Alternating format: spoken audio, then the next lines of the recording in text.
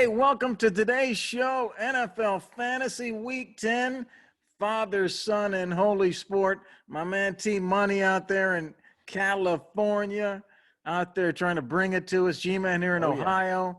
And we got a great show here. Look, what do you guys think of our new logo up here, T Money? We got a great logo there. Yeah, looking great. We're slowly becoming a legitimate show here. It's pretty impressive. Coming to you live out here from the Cloffice. Not many know I do work in a closet. So love the shoes. Got a dresser in front of my face. COVID times and the girlfriend shoving me in here because she doesn't want to see me. So now this is where the studio begins. Excited for today's show, though.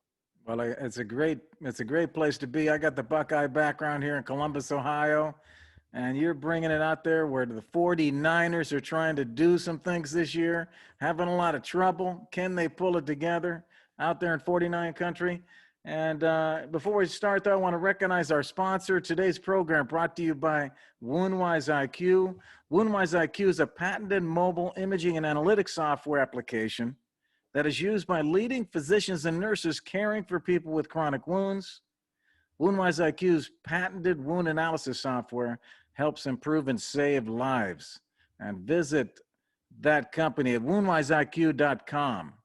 So, hey, really looking forward to the show. It's NFL Fantasy Week 10. I'm here with T Money. What's going on in the world, T Money? Any big stories for you? Yeah. We got a big matchup this week for the Bengals. Young Joe Burrow going up against Pittsburgh. That should be a good one. I know he's your QB. How you feel about that? I'm excited about Joe. I mean, people are saying don't start him. He's been told, a lot of the experts are saying don't start him against this team. But every time you do that against him, he comes through, and I'm starting him, man. Yeah, the babyface killer, baby. We love him. Speaking of other face killers here, we got Christian McCaffrey. Is he potentially out for the year? I mean, he already got hurt earlier, just came back. Now they're saying his shoulder could be torn completely. He might sit out the year. That's big news for a lot of people. It is big news, man. What do you do if you have McCaffrey? You going to sell that guy? I mean, he's out for the year. Mike Davis becoming the #1 pickup on waivers for 2020 for this season. Yeah, Davis for sure. Him and James Robinson, I would say, by far are the biggest pickups for sure. Yeah. And speaking of another running back, Dalvin Cook, does he look like an MVP candidate right now? I know everyone loves Russ and Patty Mahomes, but I mean, this guy is on a tear. He's averaging more rush yards per game than Adrian Peterson when he last won an MVP. I mean, killing it right now. Yeah, they just give him the ball every time. The guy cannot be stopped.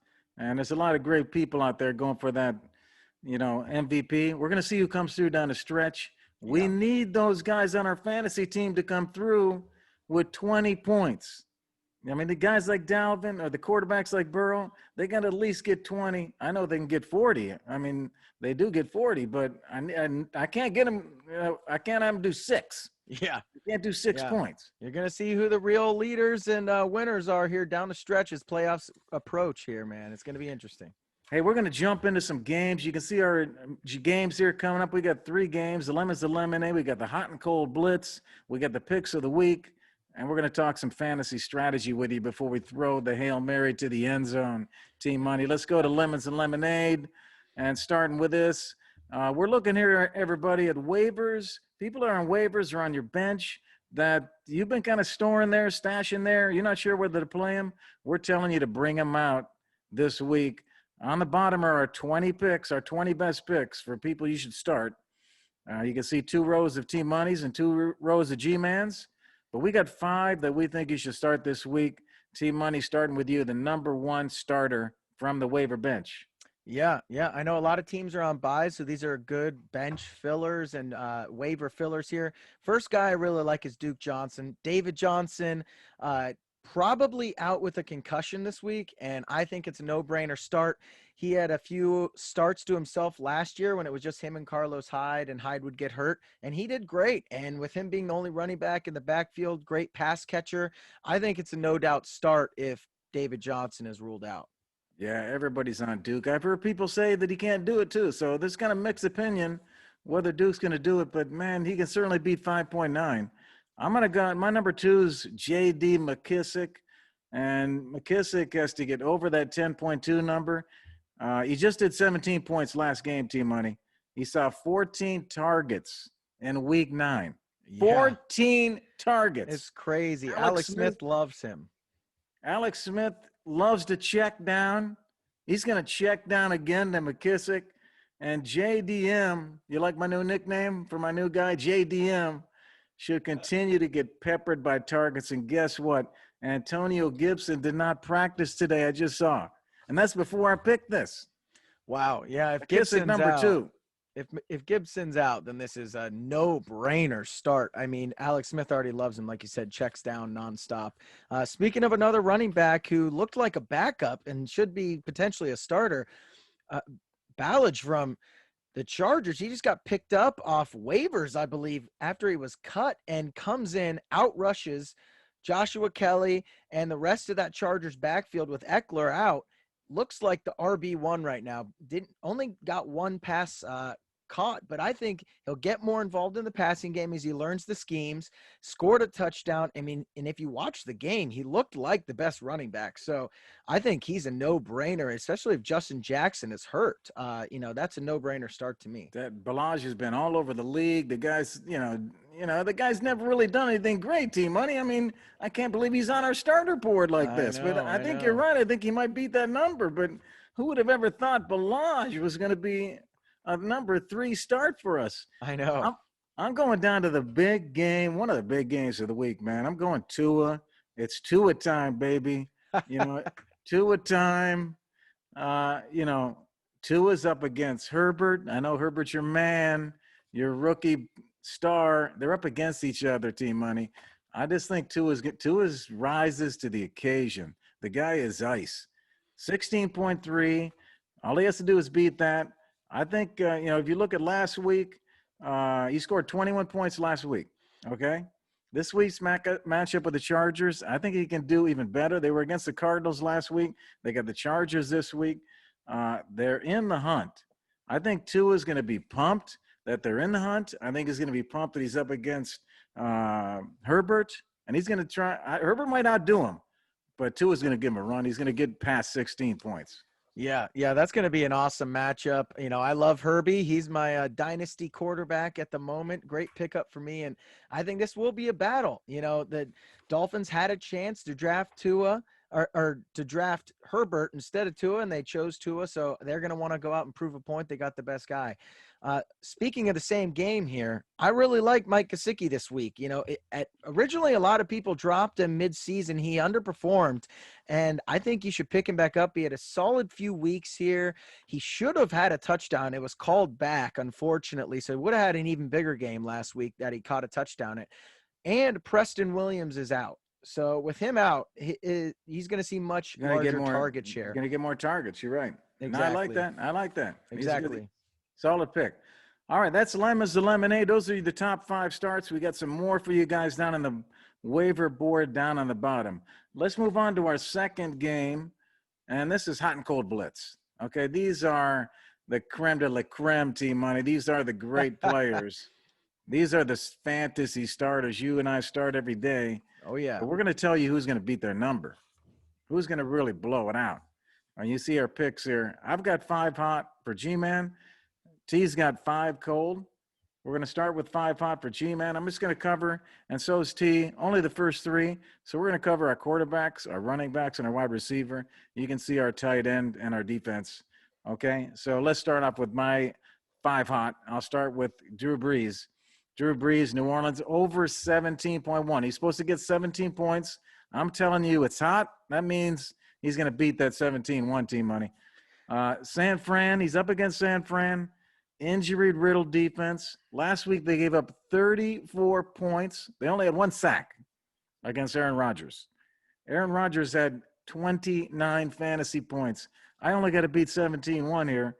And the last point I'll tell you, Brees in his last 4 games, here's his points, 22, 24, 20, 23. The guy's going over 17. Yeah, I agree. I think that is a very smart play. I saw a stat that not a single person that was playing in the AFC Championship game for the Niners played the Packers last week. So their defense and offense is completely torn. Sherman's not playing. Their line's destroyed. Easy play for you. I'm going to go with Deshaun Watson here, though, for my cold. He is not going to score 22 points on that Cleveland defense. They are a very good defense. Myles Garrett is leading candidate for Defensive Player of the Year. They got some studs in the back end. I really like them to shut him down. And he's got a few weeks without a turnover. I think he's going to regress to the mean a little bit here. I like that pick. I like that pick. You're going to see why in a little bit here when we go to the team picks.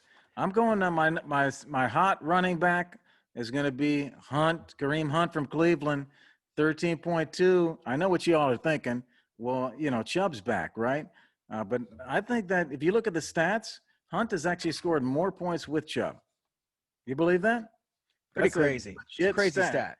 And also think that they're not going to just throw Chubb in there and work him till he can't work. I think they're going to keep the majority of touches with Hunt. Yeah. Hunt's going to have a great game. Hunt's averaging 15.5 points a game, and it's up against a bad team. He's going to beat 13-2. Oh, yeah. I mean, I think he will, too. That should be an easy one. Like you said, they're going to ease Chubb in. I am playing against Kareem Hunt. Blake, I'm sorry if you're listening. I hope he does horrible this week. But, yeah, I think that's an easy one. Yes. So we got on the cold team here, Josh Jacobs. The last 3 weeks, he's got 6, 13, and 14. And the last 14 was with a touchdown. So, that wasn't that impressive of a performance by him. I don't know what's going on in Las Vegas. He just has not looked like the best back Booker has there. And he's having one of his worst years with yards per carry. It's just drastically lower. And sneaky fact here, the Broncos are quietly the 8th best defense versus the running backs. So watch out for them to slow down Josh Jacobs here and for the Raiders just to throw with their car. Very interesting. I didn't know all those stats. That's a good point, T.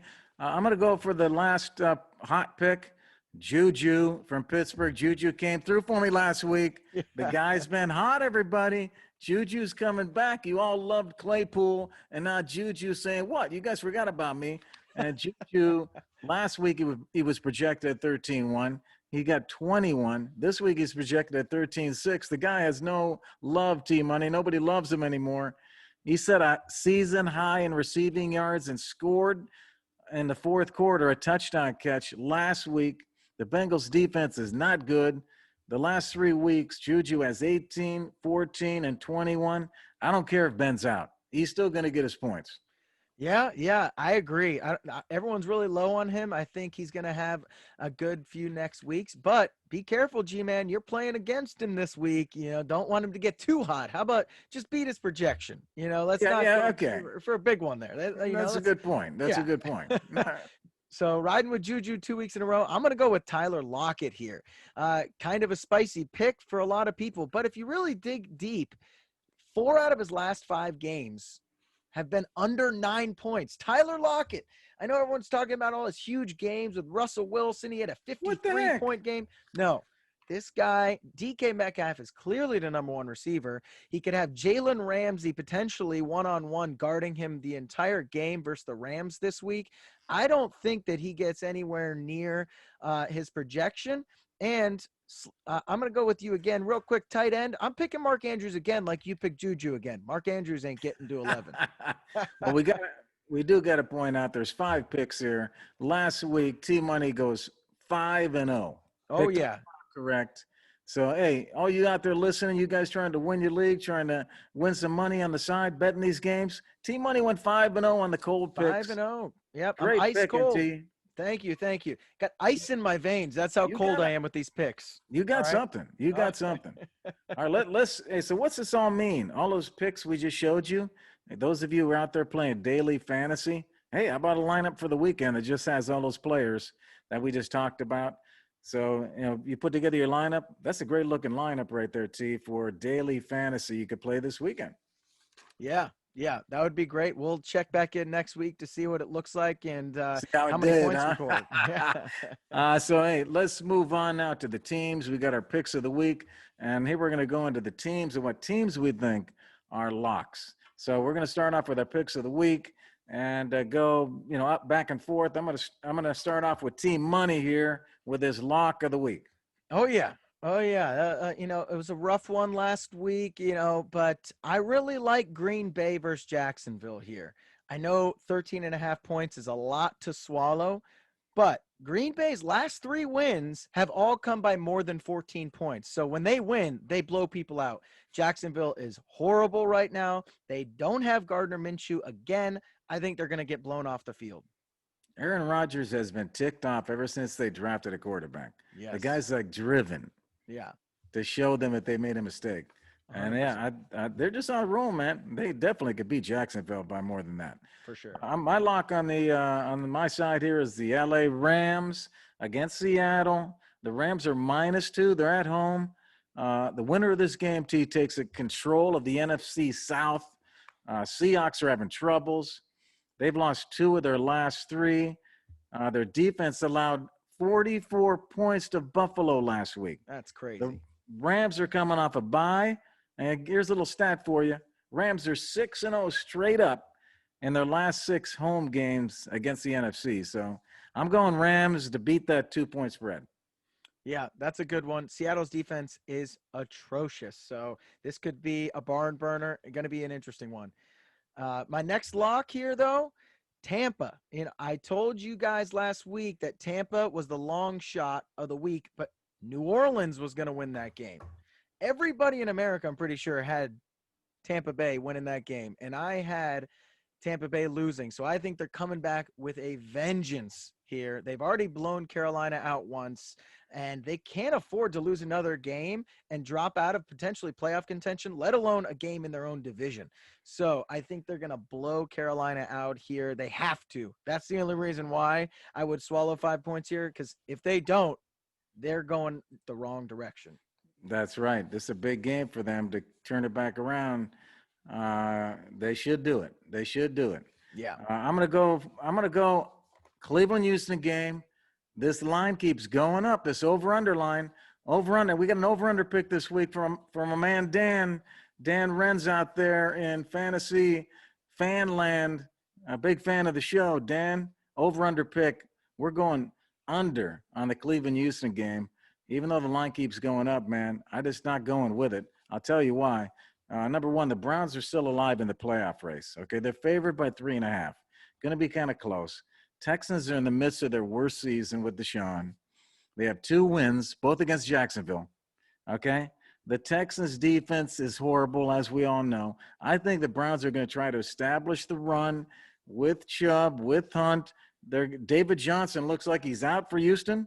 Okay, I think that lowers their scoring ability, Houston. Yep. I don't think they're going to score as much. So this line of 54, I think it's going under. Listen to this. The last 3 games, the Browns' average score, 16. The last 2 games, Houston's average score, 24. Now, what's 24 and 16 add up to? That's 40 points, my man. I think this is under.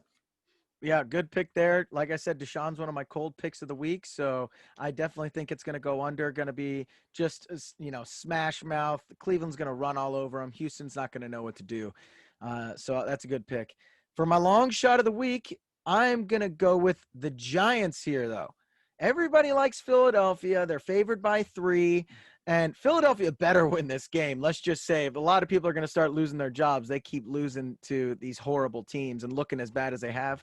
But little fact here, Giants in the last 2 games haven't looked too bad. They almost beat Tampa, and then they beat Washington. So they've had 2 good games in a row.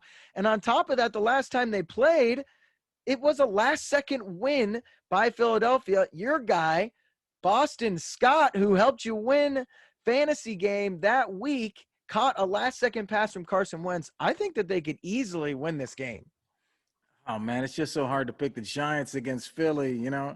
Philly is kind of on the upswing, and the Giants, man, nobody even thinks they're any good. I mean, yes. Can they actually – and this our long shot picks are – we think they can win the game. So we actually think the Giants can win this game, man. Yeah. That would be – Philly would be devastated. Yeah. My long shot team is Indy. Indy, I'm giving you one last shot. I went with you last week. You broke my heart. I'm going with you one more time because I think you can win this game against Tennessee. It's a massive battle in the AFC South. Winner takes control. The Colts look good against the Ravens in the first half. Okay, then my man JT fumbles the ball, and after that, they can't do anything. But the Colts are 7-1 straight up in their last 8 road games against the Titans. Over the last 7 Thursday, this is a Thursday night game, man. This is people are listening to this on Thursday. It's tonight. It's Thursday night. The road team's 6-1 against the spread. I'm going Indy one more time. Don't break my heart, Indy.